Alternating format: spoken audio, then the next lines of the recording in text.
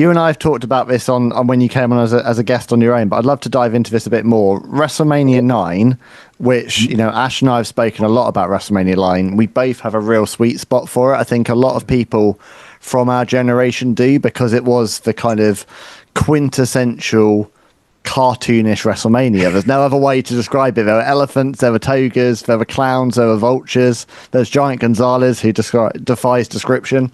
You know, you have Crush, you have Doink the Clown.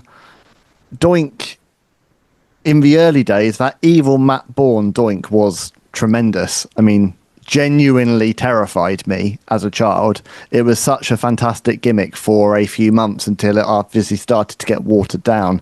And I think this match with Crush is really the epitome of when it turned from quite edgy to silly. Was it after the match that Crush first spoke to you about feeling uncomfortable about that gimmick with the two Doinks, or were you too close already by that point?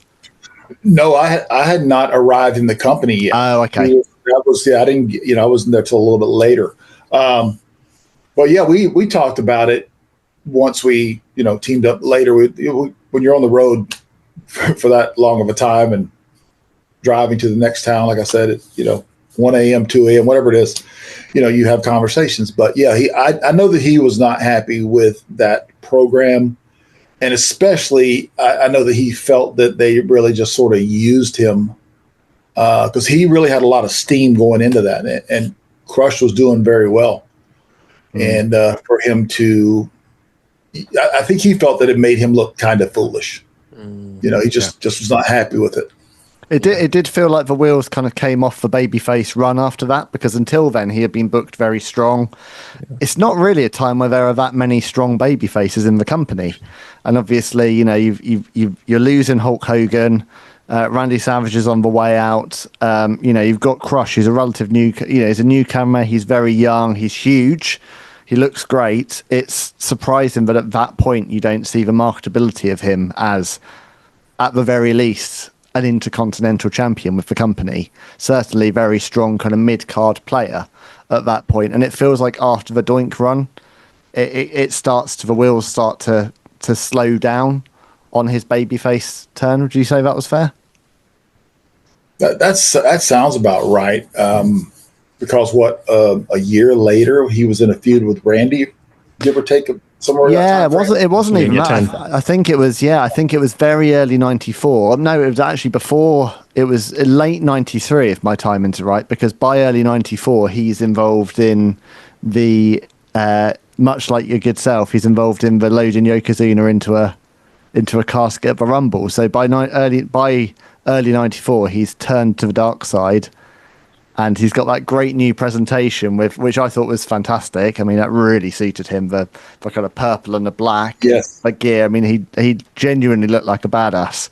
Yeah, aligns himself with Mr. Fuji.